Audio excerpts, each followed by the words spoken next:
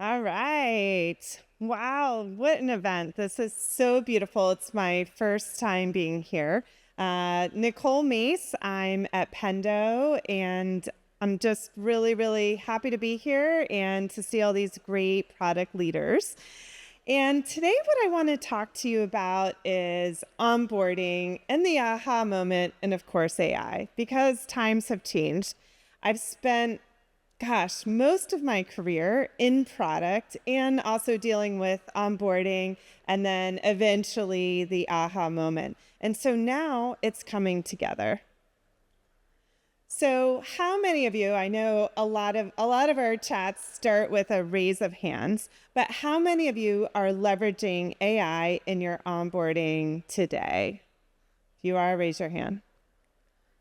Wait, I see 0 hands. No one?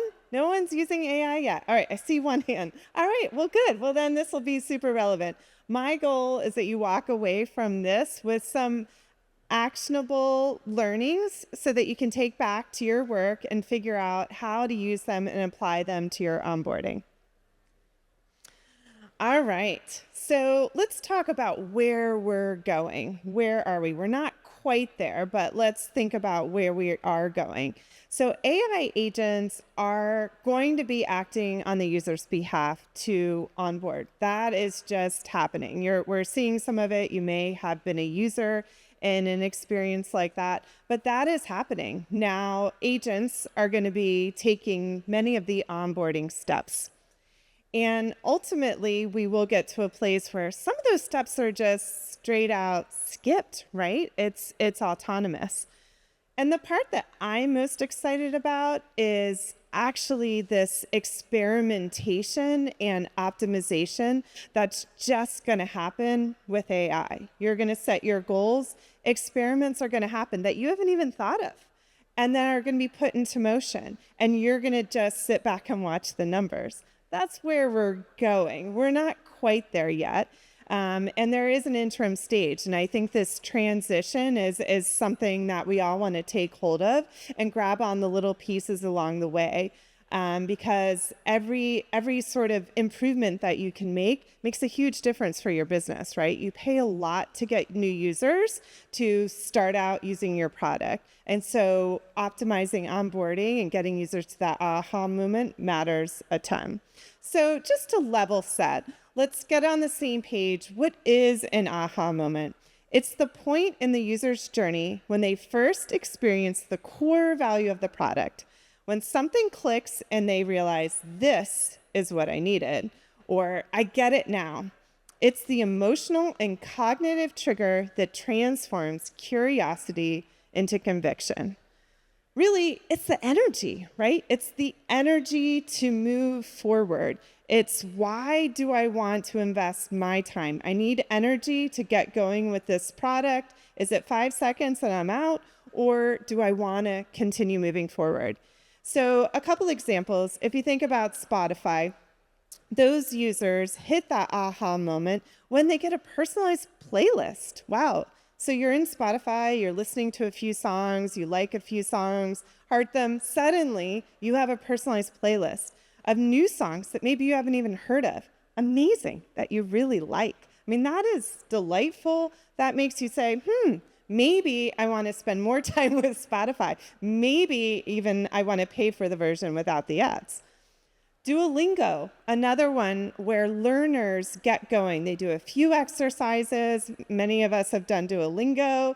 You do a few exercises and then, wow, you can say a few sentences. I mean, that's incredible. A language you did not know before.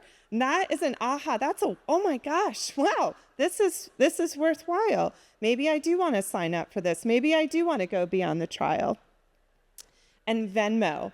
Venmo is a great one too. This pain point is so severe of sharing money. So the first time a user actually splits a bill with a friend, and it's so much easier than before. That is an aha moment. And all of these things have in common the value of increased task completion, higher product adoption, and longer-term NRR. So there's good news and bad news here. The aha is really a tipping point between success and failure, between growth and churn. It's true. So companies who merely measure the aha moment have three times growth over their peers. And HubSpot tells us that 75% of users churn if the value is not clear immediately. So aha is real. It's not going away in our AI world. It's real. It's staying. But now we have new tactics to get users there faster.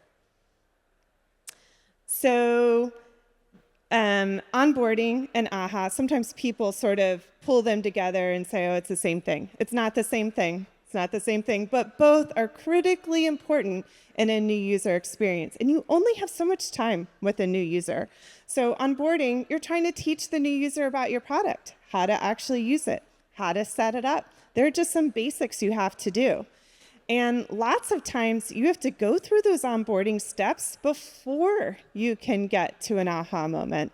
And as we talked about before, the aha moment is that emotional, oh, I get it, I love it. But those two can be in conflict. And where are you going to put your time? The reality is it's not usually a straight path between onboarding and the aha moment. I've spent a lot of time here. Many of you have as well.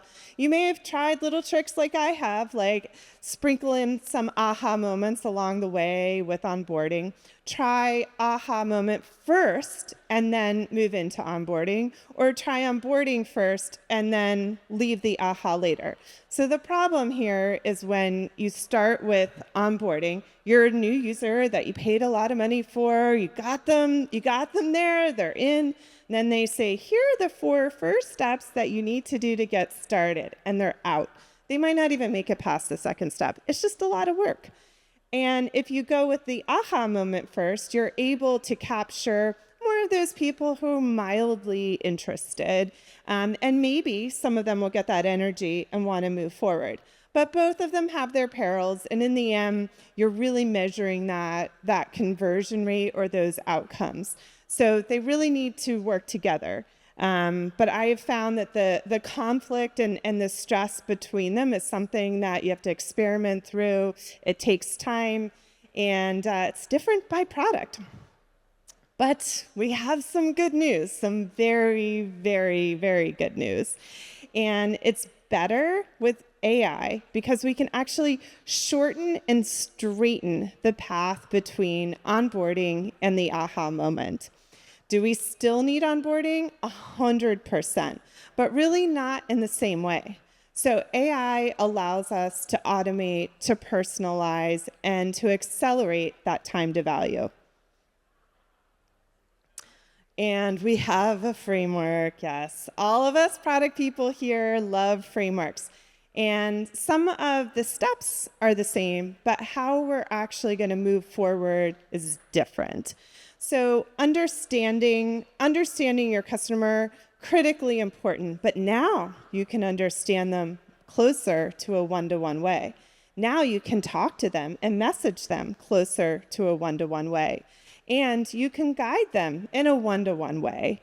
And my gosh, if we can eliminate some of those painful onboarding steps, we're all going to be better off. So let's first talk about understanding your users. So in the past, in the old days, it was okay, and the old days are really the current days for many of us still, but the old days when you had many steps of tell me about yourself. What's your role? What are you trying to accomplish? What company are you coming from? Any other factor that might play a role in how you might communicate with them. And if you look at those pages, oftentimes you see a drop-off, right? You have 5 pages of capturing information from the user. That's not really super helpful. They're giving you something, but they're not getting anything back. But now we have tools and we can use AI in a way to allow us to be smarter. So all those interactions, maybe one of their peers spoke to one of your salespeople 2 years ago, but because it's the same domain, now you know something about them. You have those gong calls, you have those momentum calls, you have an NPS when another colleague created a free trial and gave some qualitative data. You can now start pulling this information together like you've never been able to do before. And you also have some of the tried and true, you know which landing page they came in, you know which blogs they've looked at. So pulling this together and using AI to inform you is something that we haven't been able to do before, and certainly not on a basis at a level that we can now. So now, once you understand who your customer is, you want to make sure that you're personalizing those experiences. One of the times I went really deep into this was at LastPass. LastPass is a password manager, and I was responsible for onboarding and creating great onboarding experiences. And there are two different personas for LastPass users. Half the people come in for convenience. They forget their password all the time, and that's why they want a password manager. The other half actually sign up because they want security, and often they want to use different features. Dark web monitoring, not for the convenience seeker, right? And the language that they use is actually quite different. And the amount of time and money that we put into creating two different onboarding paths, which did deliver on conversion, was incredible. But now, with all the data that we have that's available to us, the behavioral data, the qualitative data, we can use AI to help us segment in a way, create personalized messaging. Those two that I talked about, they could be 10, they could be 100, 1,000, more than that. So now we have the opportunity to harness this information, use the right messaging, provide the right flows for these users so they can get value that makes sense to them from where they're coming from. So the possibilities are truly endless. And on top of personalizing, there's guidance, right? So, okay, now you got me going, now how do I do this? Well, the reality is our users learn as they go, right? They might even be in the same session. And now with chatbots and agents, there's even more information that they're providing us. You might have an agent that someone's typing in and saying, okay, now what do I do? I'm confused. How do I, set this up, or how do I set that up? And you have a dynamic walkthrough that takes the user through, gets them to that next step. Or you might even see in the data and their prompts that they're frustrated. You might want to have some different messaging for them. It might be, it's okay, all you have to do is the basics today, you've made progress. So how you respond and interact with that user during that session, or based on how they engaged before, is going to change their experience, that onboarding experience in that single session. All right, this one is my favorite. Eliminate. So the onboarding steps, as I said, almost every product I feel like in the world has steps 1 through 3, 1 through 5 of what you need to do to get started. But if you can take down some of those, look through each one of those steps and really look at the data that you have, see if you can segment differently. Can you automate it? And how can you reduce them? So I'll give you an example of where we are with Pendo. With Pendo, our steps include install Pendo, tag Pendo, and create segments. Now, that's a lot of steps. It can take a long time to tag to get value. And now what we're doing is we're automating tagging with machine learning and LLMs. We're also creating ways to install faster than ever before using Cursor and GitHub. And we're automatically creating segments for users. Everyone wants the power segment. Everyone wants the new user segment. And also pulling in metadata from other places and creating segments based on that for our users. So those are really important steps. And if we can crunch those down, reduce those, and really be an assist, an AI assist, that will make a huge difference for your onboarding all around. So reducing them, taking, this chart is just such a good one. And I think it's every onboarding, everybody has the same look. You have a first step, and then you have a huge drop off of people who make it to the next step.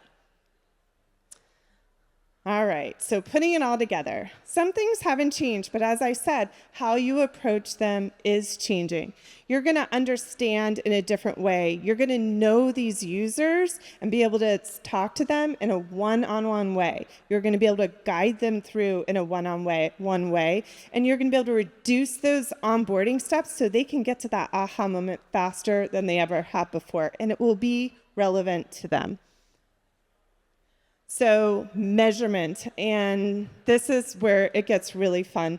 Anyone who's been in growth, product growth, marketing growth, loves the metrics, but by God, these metrics up here can be very, very hard to move. However, with AI, we have an opportunity that we never had before to actually move through these, and I recommend, if any of these are relevant to you, get your baseline, figure out which ones you want to attack, and go for it. So the final takeaways are really that AI is not just about automation, it's really accelerating to your outcomes. So what are you trying to do? You're trying to drive revenue, you're trying to reduce risk, reduce churn.